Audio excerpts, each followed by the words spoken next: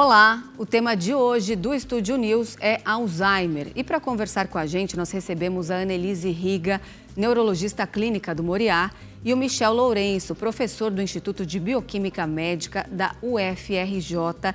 Sejam muito bem-vindos. Ela é a forma mais comum de demência em todo o mundo. No Brasil, cerca de 1.200.000 pessoas vivem com a doença de Alzheimer. E são 100 mil novos casos diagnosticados a cada ano. Agora, o porquê dessa condição se manifestar em determinado paciente, quais são suas características e os estudos mais recentes por trás do Alzheimer serão debatidos agora com os nossos convidados. Quando ouvimos falar de Alzheimer, logo associamos aos problemas de memória que afetam e muito o dia a dia das pessoas que apresentam essa condição. Eu vou começar perguntando para o Michel como acontece essa perda progressiva da função mental. Nós estamos falando aí da degeneração do tecido do cérebro, Michel? Olá, é um prazer estar aqui conversando com vocês, então obrigado pelo convite. É isso mesmo, é uma degeneração progressiva do tecido cerebral, das células que compõem o nosso cérebro. Isso acontece em determinadas pessoas, mas não em outras, à medida em que envelhecemos, e tem por trás duas proteínas que a gente conhece que são responsáveis por causar essa degeneração. A proteína beta-amiloide, que na verdade é um peptídeo, uma proteína pequena, e a proteína tau. A ação das duas proteínas juntas causa uma degeneração do tecido nervoso, uma degeneração das células do nosso cérebro, principalmente dos neurônios, mas também há outras células no nosso cérebro que são afetadas pelo acúmulo progressivo do beta-amiloide e do tau. Entendi. Agora, os sintomas da doença, eles vão muito além da perda de memória. Eles podem variar em intensidade e também gravidade. Annelise, quais são os primeiros sinais? Aquele tipo de comportamento que já deve acender o sinal de alerta nos familiares? Sim. Os primeiros sinais, assim, os mais comuns, é o esquecimento, que todo mundo relata, né? Então, esquecimentos de fatos recentes são os mais comuns, mas também pode ocorrer uma alteração de comportamento, alteração de humor, né? Que pode ser mais sutil no início, evoluindo com a evolução mesmo da doença. A gente vê que conforme a doença vai avançando, eu já vi casos na família que esses pacientes ficam muito agressivos, não gostam de água. São comportamentos, é um tipo de comportamento padrão em pacientes com Alzheimer? Sim, porque como o Michel explicou, né, há uma degeneração dos neurônios, e principalmente na área da linguagem, na área de comunicação e memória, né? Então, nessa partezinha, vai ocasionando com que o paciente vá alterando essa forma de comunicação, como que vai se lidar, né, com os outros, comportamental. Então, é uma formas mais avançadas que já existe esse comportamento totalmente atípico. A doença, ela costuma progredir em quanto tempo, Michel? E qual o estado do paciente quando atinge o grau mais severo? Como que esse paciente está? Olha, a variação da progressão da doença é muito grande. Então, há pacientes que acabam progredindo muito rapidamente e entram num estado mais comprometido rapidamente, e outros pacientes que demoram, têm uma progressão bastante lenta da doença. Então, existe uma variação individual muito grande que é difícil ainda de prever. Então, cada caso é um caso, assim como a idade com que os sintomas começam também varia consideravelmente. Eminentemente a partir dos 65 anos, em 95% dos casos, mas tem pacientes que começam a ter sintomas com 80 e outros já com 65, 67 já apresentam sintomas. Então, tem uma variação muito grande no início da doença e também na velocidade com que a doença progride. Mas um paciente mais avançado, ele já está não só com memória recente e memória antiga comprometida, mas também com comprometimento em outros domínios, né? Não só cognitivos, executivos. Então, é um paciente que depende muito dos cuidadores e dos familiares para fazer atividades diárias, né? Como se alimentar, tomar banho, até eventualmente ajuda para ficar na cama e dormir. Então, tem uma variação muito grande de progressão, mas um paciente avançado já tem um comprometimento bastante grave dos domínios cognitivos e executivos. O Michel estava explicando para a gente agora, então, que a doença geralmente começa a se manifestar em pacientes a partir de 65 anos. Isso. O Alzheimer pode também aparecer em pessoas mais jovens? Pode, mas é mais raro, né? A idade, como ele falou, 65 é a idade média mais comum da doença do Alzheimer aparecer. Casos que provavelmente uma prevalência genética aí, né, mais forte, né, familiar, pode aparecer com uma manifestação aos 40, 50 anos, mas é muito mais raro. Muito né? raro. Apesar, né, ele pontuou que a doença, os primeiros sintomas se iniciarem aos 65 anos, a gente sabe que a patologia, né, da doença de Alzheimer já está iniciando aí antes, uns 15, 20 anos antes, né? E aí que está os desafios hoje em dia das novas descobertas. De tentar diagnosticar isso precocemente, né? Porque as modificações neurobiológicas já estão ocorrendo antes dos 65 anos. Agora, a Annelise me deu um gancho aqui muito importante, que eu quero perguntar para o Michel se o Alzheimer é uma doença que surge através da predisposição genética, né? Ter pais ou irmãos com essa condição aumenta a probabilidade? Essa é uma pergunta muito comum, recebo muito frequentemente, muita gente preocupada, né? Mas, eu tenho um avô ou tenho uma mãe que desenvolveu Alzheimer, será que eu vou ter? Sim, bom, existe um componente genético de predisposição, existem alguns genes, inclusive, que quando estão mutados causam doença de Alzheimer, mas é bem raro, né? E existe uma combinação de variantes que podem aumentar o risco da pessoa desenvolver doença de Alzheimer.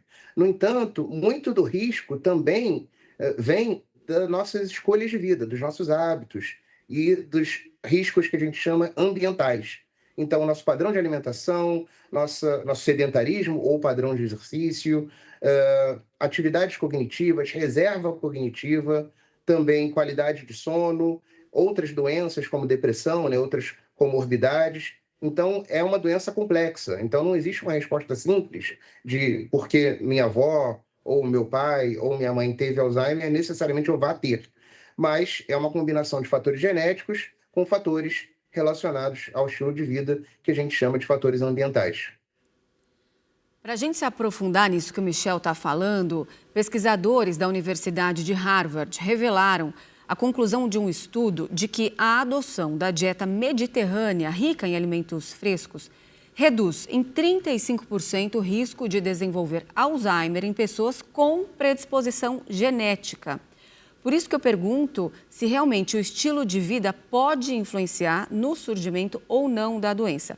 Ter hábitos saudáveis, praticar atividade física, nos afasta do Alzheimer? Sim, então o tratamento, né, não é só os medicamentos. A parte principal que a gente fala, inclusive, é a mudança de estilo de vida. Então, ter um estilo de vida saudável, alimentação adequada, né, com nutritivas, evitando alimentos ultraprocessados, a gente já está muito de carnes vermelhas, não tendo vícios, né, como álcool, tabagismo, atividade física, o estímulo intelectual também, como leitura, né, aprendendo sempre coisas novas, são fatores importantíssimos para essa neuromodulação, né, e evitar que haja essa neuroinflamação que o Alzheimer acaba ocorrendo, né, que acaba, aliás, levando ao desenvolvimento e da doença de Alzheimer. Então, sim, né, o estilo de vida é fortemente recomendado, né, a mudança de estilo de vida, né, ter esses hábitos mais saudáveis para a gente evitar essa progressão até o desenvolvimento da doença. Então, aquele conselho que a gente vê muitos médicos dando para pessoas mais idosas de vai ler, vai fazer palavra cruzada, realmente é importante dar esse estímulo para o cérebro? Sim, porque quanto mais estímulo a gente tem, mais conexões a gente está fazendo, né? Então, está criando ramificações. E a gente fala que isso protege bastante o nosso sistema neural, né? Porque a gente pensa como um Alzheimer uma doença neurodegenerativa, que vai perdendo conexões. Se a gente está criando novas, a gente está se protegendo disso também. Interessante. Ainda olhando aí para os fatores externos ambientais, pesquisadores da Universidade da Pensilvânia constataram que a exposição à poluição do ar por partículas finas pode aumentar a gravidade da demência e das alterações neuropatológicas da doença de Alzheimer. No estudo, quem foi mais exposto a esta poluição foi quase 20% mais propenso a apresentar danos cerebrais. Esse é um outro fator de risco que pode ter relação com a manifestação da doença, Michel? Essa é uma ótima pergunta e esse foi um estudo super interessante, recente. Eu até conheço o pesquisador responsável por esse estudo e que mostrou que não apenas são os hábitos de vida, ou seja, não são só as medidas que você conscientemente adota, né? A região onde você vive, se ela é mais rural, se ela é mais urbana, se ela tem mais poluição ou se ela tem menos poluição, também interfere no risco que você tem de desenvolver doença de Alzheimer. Então, pessoas que estão expostas a regiões com mais particulados no ar, né, elas também têm mais chance de desenvolver doença de Alzheimer. Então, também dentro dos riscos ambientais, não estamos falando apenas do estilo de vida por decisão própria, né, de fazer mais exercício, de mudar o padrão alimentar. Mas, às vezes, condições que, às vezes, não temos o que fazer, né? Enfim, pessoas que moramos em grandes cidades, como São Paulo, Rio de Janeiro, eventualmente estamos expostos a mais poluição e isso é um fator importante, por isso que cuidar também do ambiente é importante para prevenir problemas na nossa saúde humana. Teriam outros fatores de risco, algumas doenças específicas, como diabetes ou até de comportamento social mesmo, de pessoas que se isolam, que não conversam, que não interagem com outras pessoas? O Michel falou agora há pouco em depressão. Sim, então as comorbidades relacionadas, né? Então, os principais à doença de Alzheimer são, né, hipertensão arterial, diabetes, colesterol aumentado e doenças psiquiátricas como a depressão e a ansiedade, tá? Porque elas causam a neuroinflamação. Isso pode propiciar um maior degeneração, acúmulo de proteínas, que causa, né, o desenvolvimento da doença de Alzheimer. Bom, a gente levantou aqui todos os riscos possíveis. Michel, já dá para a gente hoje em dia, vocês especialistas, têm algum tipo de, como a gente sabe, a gente fazer um pacotão aí, o quanto que a parte genética hereditária representa nesse fator de risco, quanto que o meu estilo de vida, essas doenças pré-existentes, quanto que cada um influencia no aparecimento da doença? Olha, é muito difícil dizer para cada indivíduo, né? Mas considerando todo o conhecimento que a gente já tem sobre o assunto, ainda não conseguimos fazer edição genética. Então, a nossa genética a gente não consegue mudar, infelizmente, ainda, né? Mas, não só estilo de vida, como condições ambientais, a gente consegue interferir. Então, a gente pode melhorar nosso padrão alimentar, nós podemos fazer mais exercício físico, evitar o aparecimento de doenças ou tratá-las, né? Tratar diabetes, tratar obesidade, tratar hipertensão, tratar depressão, por exemplo, se o indivíduo tem, para que o risco de quando a gente chegar na terceira idade, acima dos 65 anos, tenhamos um risco menor de desenvolver demência. Então, embora a gente não consiga precisar para cada indivíduo qual é a contribuição relativa de cada um dos fatores, a gente tem que mexer naquilo que a gente consegue, né? Então, não só tratar eventuais comorbidades, tratar eventuais doenças, mas também mudar o nosso padrão de estilo de vida para um padrão mais saudável. Agora, como é feito o diagnóstico? Ele é clínico e também necessita de alguns exames específicos? Não existe ainda um marcador biológico da doença ou um exame único que possa medir isso? Ainda não existe, né, um único exame que vai definir que você tem Alzheimer ou não, né? O diagnóstico, a princípio, é clínico, né? E existem exames complementares para a gente poder reforçar esse diagnóstico. Então, a gente faz numa consulta médica, né, a avaliação, a anamnese do paciente, história, faz os testes cognitivos para a gente entender como que está, né, a memória e o comportamento desse paciente, solicita exames, né, complementares para a gente poder também excluir outros tipos de doenças, como fatores, né, associados. Hoje em dia, né, existem alguns biomarcadores, né, que são exames que podem sugerir fortemente, né, a existência, corroborando, né, com a história clínica e tudo mais, o diagnóstico da doença de Alzheimer. Michel, pegando mais um pouquinho aqui, falando sobre o diagnóstico, nós sabemos que existem outros tipos de demência, não só o Alzheimer. Como bater o martelo que estamos falando dessa doença especificamente? Os sintomas, eles se confundem? Olha, os sintomas podem se confundir, sim. O paciente chega no consultório para análise médica, para avaliação médica, com sintomas que são relativamente genéricos, como perda de memória e perda da capacidade de, enfim, realizar algumas tarefas que anteriormente eram comuns, e isso pode ocorrer por uma série de razões, né? Não é necessariamente doença de Alzheimer. Há coisas muito comuns, como deficiência de vitaminas, podem causar isso, hipotireoidismo, podem causar isso de forma transitória também. Então, tem, como a Annelise muito bem falou, tem que se excluir algumas possíveis causas de prejuízo cognitivo e tem que se tentar fechar o diagnóstico, mas num quadro progressivo de demência, quando for o caso, né? E para isso, esses exames complementares são importantes, né? Ressonância magnética, eventualmente, e alguns outros. Mas existem diferentes tipos de demência, diferentes causas de demência, e todas têm que ser consideradas pelo neurologista ou pelo psiquiatra quando ele está avaliando um paciente que chega com uma queixa subjetiva de declínio cognitivo. Nós estamos falando aí de uma doença incurável. Os tratamentos, eles são para aliviar os sintomas e retardar a progressão da doença? Quais estratégias são usadas nesse processo? Sim, infelizmente não temos um medicamento ou uma cura específica, né? Mas temos medicamentos que vão retardar essa progressão, evitar o acúmulo dessa proteína, junto com as orientações de mudança de estilo de vida, como a gente reforçou bastante no primeiro bloco, né? Então, tudo isso, né, em conjunto, os medicamentos que vão retardar esse processo, como a prevenção das comorbidades mais comuns e o manejo, aliás, né, da hipertensão, da diabetes, colesterol, o incentivo à prática de atividade física, então estimular também o idoso socialmente, evitar também transtornos depressivos, isolamento social, né? Então, tudo isso já é um combo para o tratamento do paciente que foi diagnosticado com doença de Alzheimer.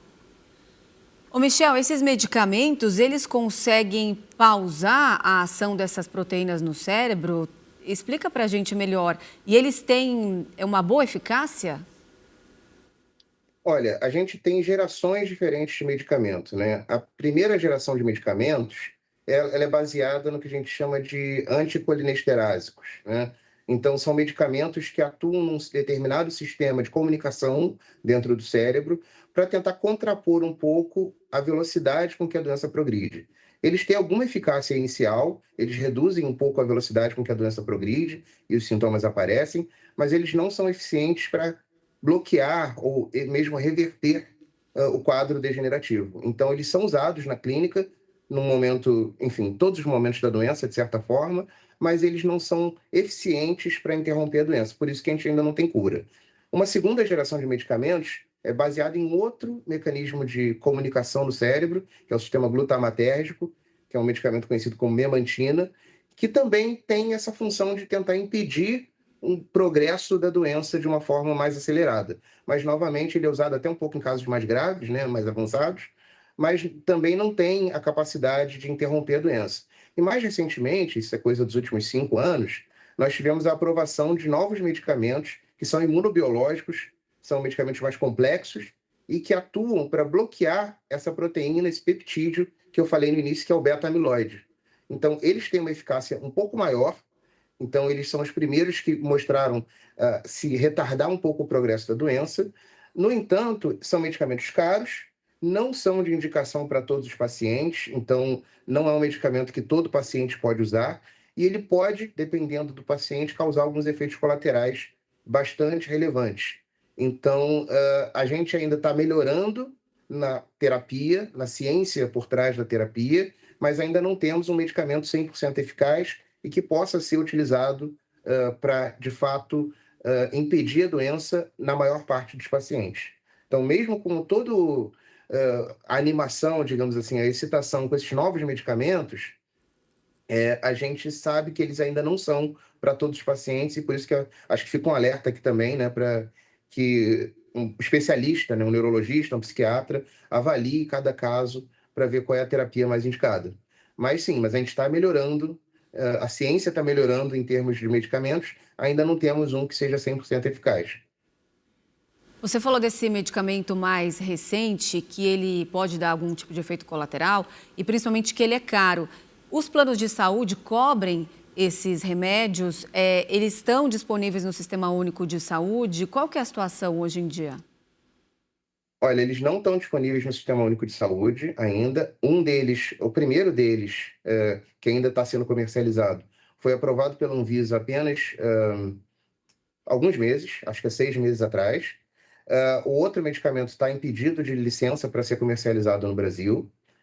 Então, não são medicamentos que estão prontamente disponíveis no mercado, mesmo no mercado privado ainda não estão tão disponíveis assim, né? E são medicamentos muito caros e que têm uma rota de indicação, né? Então, não são medicamentos que todos os pacientes vão ali na farmácia e vão comprar, dependem de administração, dependem de um ambiente específico hospitalar para administração, então, são medicamentos que ainda não estão amplamente difundidos. Annelise, aliado a esses medicamentos e também a mudança de comportamento, mudança de vida, de estilo de vida do paciente, terapias complementares, elas são indicadas como, por exemplo, fisioterapia, fonoaudióloga? Sim, sempre é bom, né? Tudo que vai estar estimulando, né, as capacidades do paciente. Então, motricidade, uma fisioterapia para poder estar estimulando os movimentos, fono para poder estimular também, articular as palavras, dar uma maior fluência também para o paciente. Terapia ocupacional também é indicado.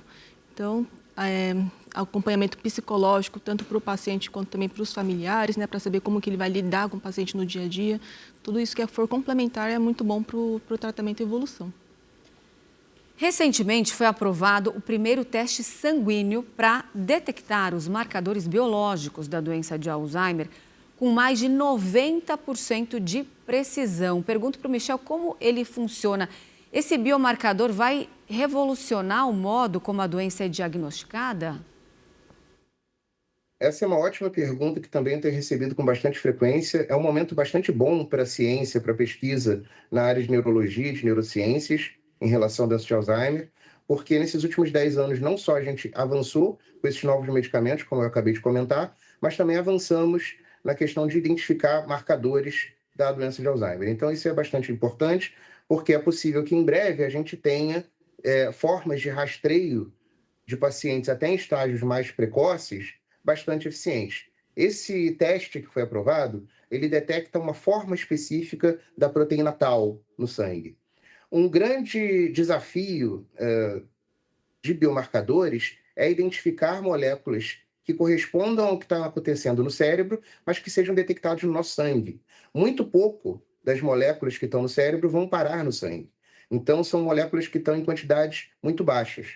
O avanço tecnológico recente permitiu desenvolver métodos que permitam detectar quantidades muito, muito baixas dessas proteínas no sangue, e essa forma da proteína tau, que é chamada de fosfotal 217, ela se correlaciona muito bem com a doença de Alzheimer, com os pacientes, e ela começa a subir, a aumentar de quantidade no nosso sangue anos antes dos primeiros sintomas aparecerem. Então, essa é uma notícia muito boa, mas que, novamente, foi um teste aprovado, mas que exige cautela também na interpretação do resultado.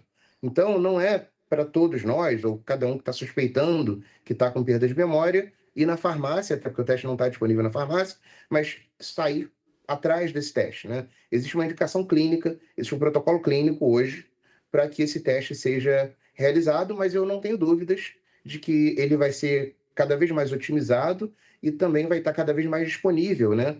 Para que os médicos consigam fazer um diagnóstico mais preciso.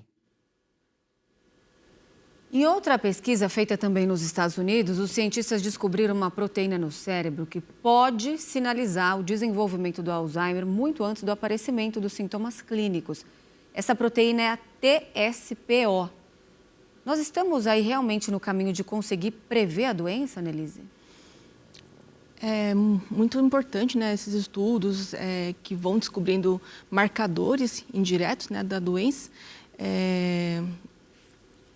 Seria ótimo se tivesse assim, essa disponibilidade para realizar esses exames na maioria das pessoas, aliás, incluir na medicina preventiva, né? Então, sim, é um ótimo progresso isso. Só que agora, né, acho que o grande desafio é saber, né, em qual população a gente vai, né, testar, porque, como eu falei, né, há uma alteração já biomolecular no nosso cérebro, né, uns 15, 20 anos antes dos primeiros sinais e sintomas. Né? Então, como que a gente vai fazer isso, né, na população? Vai testar para todo mundo, que é uma coisa que seria também inviável, né? Ou como que a gente vai saber, né, quem que a gente já vai iniciar os testes para poder prevenir, né? Testes genéticos podem indicar se uma pessoa tem um risco aumentado para desenvolver Alzheimer? O que eles medem exatamente? Ter o gene não significa que você vai ter a doença? E o mais importante, Michel, dá para fazer algo com essa informação? Olha, hoje em dia, testes genéticos, até que são conhecidos como recreacionais, né, ou recreativos, foram difundidos, né, pela população, muita gente está fazendo. Mas, falando especificamente de Alzheimer, a gente tem alguns genes mutados que causam doença de Alzheimer. Então, se a pessoa tiver aquelas mutações, ela vai ter, com muita confiança, vai desenvolver Alzheimer, eventualmente até mais precocemente, eventualmente aos 50 anos, 45. São raros, são muito raros. Então, a maioria das pessoas que testar não vai ter essas mutações. Existem outras mutações que não são determinantes, assim, elas aumentam o risco do desenvolvimento da doença, mas não são determinantes. Então, são possíveis de adotar medidas para tentar prevenir, né? Então, a apolipoproteína E4, que é conhecida como ApoE4, é um fator de risco que aumenta, especialmente se o paciente, a pessoa, tiver 2 cópias desse gene, aumenta bastante a chance de desenvolver Alzheimer. Mas uma cópia não aumenta tanto, embora seja considerável, seja significativo. Dito tudo isso, eu acho complicado a gente pensar em se preocupar em ficar fazendo testes genéticos de forma indiscriminada, porque não só a gente pode eventualmente receber uma notícia de que a gente vai ter, independente do que a gente faça, e aí realmente não tem o que fazer, e também porque, por outro lado, pode diminuir a nossa preocupação com medidas que são importantes para prevenir a doença de Alzheimer. Então, não é porque eu também não tenho aquela cópia do gene que eu não vou ter a doença. Então, isso relaxa a pessoa em fazer exercício, cuidar do cérebro, cuidar da alimentação. E eu acho importante, do ponto de vista populacional, epidemiológico e de saúde pública, a gente ressaltar que essas medidas que eu e a Annelise estamos falando aqui, elas não servem só para prevenir Alzheimer. Elas servem para prevenir uma série de doenças cardiovasculares, metabólicas, como diabetes e obesidade, eventualmente até alguns tipos de câncer. Então, são medidas efetivas que a gente precisa adotar, são padrões de vida que a gente precisa adotar para reduzir o risco não só de demência, mas também de outras doenças. Então, às vezes, saber se você tem uma variante genética ou não pode não ser tão informativo assim. Agora, um dado mais amplo, a estimativa é que no mundo, cerca de 50 milhões de pessoas vivem com a doença. Se a gente considerar a tendência global de envelhecimento da população, o número de casos deve aumentar nos próximos anos? Sim, porque cada vez mais a população vai ficando mais idosa, né? Isso é muito bom, porque significa que os cuidados básicos estão sendo feitos, né? As doenças estão sendo prevenidas e as pessoas estão envelhecendo. De certa forma, né, acaba já sendo, né, mais prevalente, né, por tabela, essas doenças que envolvem de degeneração, né, como o Alzheimer. Agora, importante como eu reforcei, reforçar bastante essa questão da saúde básica, né, para a gente evitar e postergar ainda mais. Quem sabe conseguir prevenir o aparecimento da doença. Com certeza. Recentemente, vários estudos em grande escala compararam os resultados de pessoas que receberam vacinas com aquelas que não receberam. Juntos, eles fornecem evidências robustas de que os imunizantes poderiam combater o risco de demência. A forma como a vacina age no sistema imunológico, de fato, é capaz de reduzir os riscos, Michel? Essa é uma boa pergunta. Existem alguns estudos que a gente chama de epidemiológicos, né, comparando populações que receberam vacina, populações que não receberam vacinação. Especialmente nesse caso para a herpes zoster, que é o exemplo que eu lembro agora aqui de cabeça.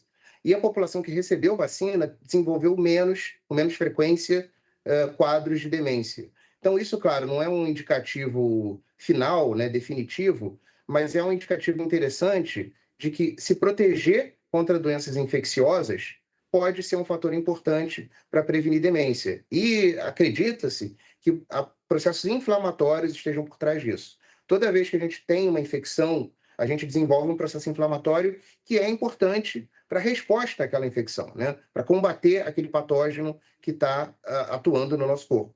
No entanto, se esse processo acontece de forma crônica ou de forma exacerbada, como aconteceu, por exemplo, com muitos pacientes de Covid-19, né? Isso gera problemas, pode gerar até danos neurológicos e, eventualmente, predispor o indivíduo a desenvolver um quadro de demência. Então, se proteger, seja por vacina, seja por reduzir a exposição contra infecções, é um critério, é uma forma interessante. Claro que isso demanda mais estudos, né? Mas é uma forma interessante também de ajudar a diminuir o nosso risco contra demência no futuro. Tá certo, infelizmente não temos mais tempo. Agradeço demais a participação de vocês dois aqui conosco, falando aí de um tema de saúde pública tão importante. O Estúdio News de hoje fica por aqui. Eu conversei com a Annelise Riga, neurologista clínica do Moriá, e com o Michel Lourenço, professor do Instituto de Bioquímica Médica da UFRJ.